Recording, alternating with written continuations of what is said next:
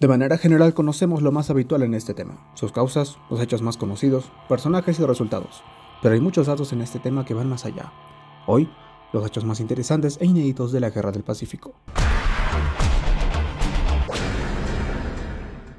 Como en la gran mayoría de países latinoamericanos, siempre se arman relaciones de alianza, como de conflicto. Le pasó a Perú con Bolivia con su confederación y guerras, a su vez. Y del mismo modo lo tenían Perú con Chile. De hecho, estos tres países eran alianza junto a Ecuador en la guerra contra España de 1866. La marina peruana estaba compuesta en gran parte por personal extranjero, y entre ellos chilenos. No era de extrañar que muchos de los que pelearon junto contra los españoles terminarían guerreando entre ellos en la Guerra del Pacífico. Relaciones de familia y hasta parentesco se vieron opacadas en esta llamada también guerra fratricida. Y es que el término ambición acuñaba para las tres naciones. Del mismo modo, Chile, al ser aliado de Perú en contra de España, conocía y observaba cómo era la marina del Perú. Una marina con escaso conocimiento náutico e indisciplina eran algunas de las afirmaciones que daría Williams Rebolledo a Chile durante esta alianza. Casos de camaradería se dieron incluso entre bandos opuestos. Estos son los nombres de las batallas más conocidas. Los combates son dejados a un lado por la poca incidencia o importancia que tuvieron en el conflicto. De estos, pasaré a narrar algunos de los más interesantes. Correrías del Huáscar. Tras perder al blindado Independencia, el Huáscar se limitó a atacar, obstaculizar y retrasar las operaciones chilenas. Durante este tiempo bombardeó el puerto artillado de Antofagasta ocupado por Chile, cortó el cable de telégrafo, destruyó y apresó embarcaciones, siendo el más importante el transporte Rímac, con todo su cargamento y efectivos militares. Asimismo, burló en varias ocasiones a los blindados chilenos. Pese a lo conseguido, su racha de éxitos no sería eterna. Tambillo. Una columna boliviana vence a una guarnición chilena en Atacama. Rufino Carrasco, quien inició el ataque, esperaba que el mando boliviano reúna fuerzas para recuperar el litoral, perdido al inicio de la guerra. Por lo contrario, fue relegado por insubordinación y desobedecer las órdenes de sus superiores. Combate olvidado, pues pese al éxito de este combate menor, no cambió la historia. Pampa Germania, evento más recordado en Chile, es uno de los desastres militares de la caballería peruana, cuando los húsares de Junín, duplicados en número contra los carabineros de Yungay, fueron destrozados en su mayoría en este enfrentamiento, días antes de la batalla de Dolores. El Manzano, con lo capturado del transporte Rímac, armas, uniformes y caballos, se creó un batallón de caballería peruana, los Cazadores del Rímac, los cuales fueron emboscados y capturados durante la campaña de Lima. El mejor regimiento de caballería peruano de esta campaña se perdió antes de iniciar las batallas más importantes en la capital, Chorrillos, San Juan y Miraflores. Sierra Lumi. Durante la campaña de la Breña y el Perú casi sin ejército, Cáceres animaba a los montoneros a unirse a su resistencia contra Chile. En Sierra Lumi, guerrilleros de Comas usaron un método no visto desde el Imperio Inca. Soltaron piedras desde una pendiente, conocido también como galgas. Soldados del Carabineros de Yungay fueron emboscados en este ataque. Un hecho similar tuvo lugar en Yocla-Pampa.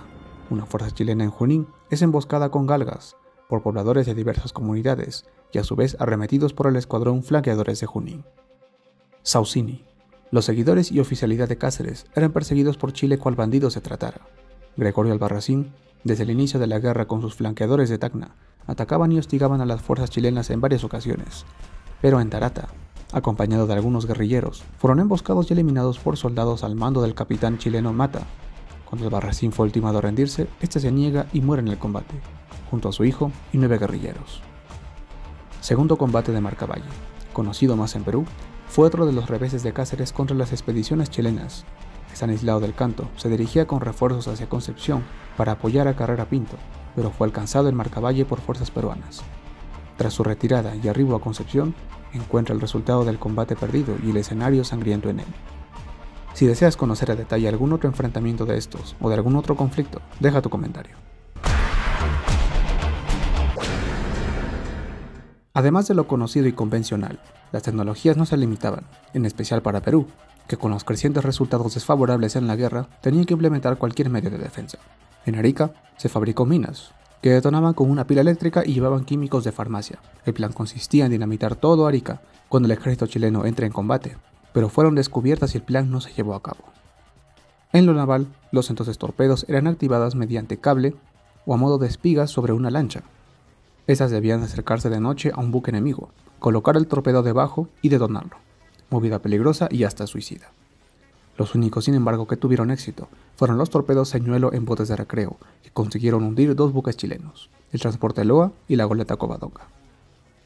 En los navíos los más importantes contaban con ametralladoras Gatling, Gardner o incluso Nordenfeld, armas peligrosas contra tripulaciones expuestas en cubierta. En cuanto a los cañones, los más eficaces eran los de la fragata Cochrane y su gemelo Blanco Encalada. El Huáscar contaba con cañones que rotaban sobre una torre, modelo que se fue perfeccionando con los años hasta llegar a esto. Por entonces la ventaja era limitada, pues era muy difícil de maniobrar, tenía poco espacio y con riesgo de atascarse. Además, la munición perforante de la Armada chilena marcó un importante avance, pues estas, al atravesar el blindaje, podían dañar seriamente, hecho que ocurrió en el combate de Angamos contra el Huáscar. Además de los cañones propios que se fabricaron en Perú para la defensa, en el Callao se fabricó su primer submarino, un artefacto muy adelantado para su tiempo, con buen funcionamiento, pero que acabó descubierto y se tuvo que hundir para evitar ser capturado. Otros inventos como el tren artillado o la máquina voladora u ornitóptero no llegaron a ver acción.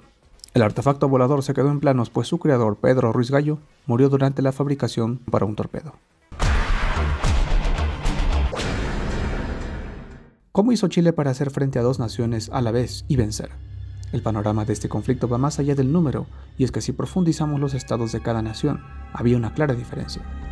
Estas son las características generales del ejército chileno, en ese entonces: unión, identidad, patriotismo, alta preparación, tecnologías superiores y gestión apropiada.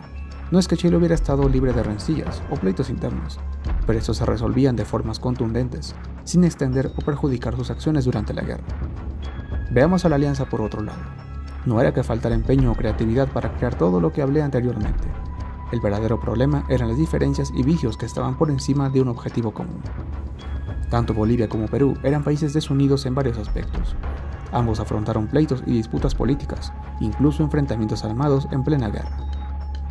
Los intereses estaban más evocados a tomar el poder. Por ejemplo, Piérola aprovechó el retiro del presidente Prado para culparlo de traidor y tomar el poder, lo cual consiguió luego de 3 revueltas antes de la guerra, y cuya gestión para el conflicto fue el más eficiente. El apoyo enviado a Arica no era suficiente para contener el avance chileno, y cuando este cayó, Piérola lo celebró, pues su enemigo político Lizardo Montero se encontraba a cargo de esta campaña. Al no tener conocimientos militares, su defensa fue la peor planeada para la defensa de la capital, pese a todos los esfuerzos que se hicieron para fortalecerse, siendo gran parte de este esfuerzo capturado por Chile. En la campaña del sur, las fuerzas aliadas estaban desorganizadas. Las tropas de Daza que apoyarían en Dolores nunca llegaron. Aún así, la alianza superaba en número a las fuerzas chilenas, pero la bien organizada defensa en Dolores y San Francisco consiguió repeler los repetidos ataques aliados. En cuanto a superioridad tecnológica, esto se ve en la modernidad de los navíos chilenos con respecto al de los peruanos.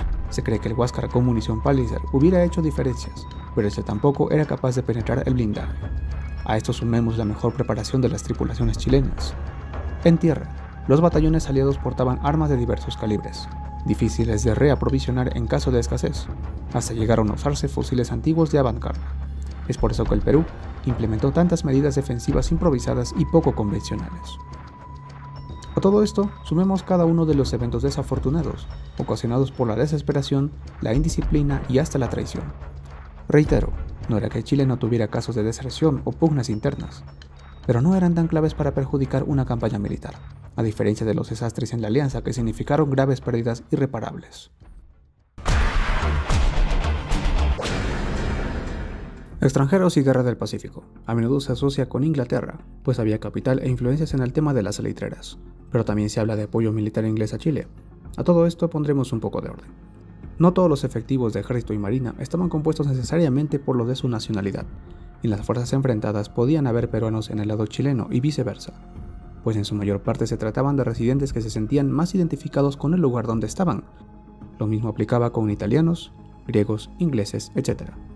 Esto se vio en algunas tripulaciones chilenas y también en la tripulación del Huáscar. Grau notaba que parte de su tripulación no estaba tan entrenada para operar los cañones y fueron reemplazados por artilleros ingleses.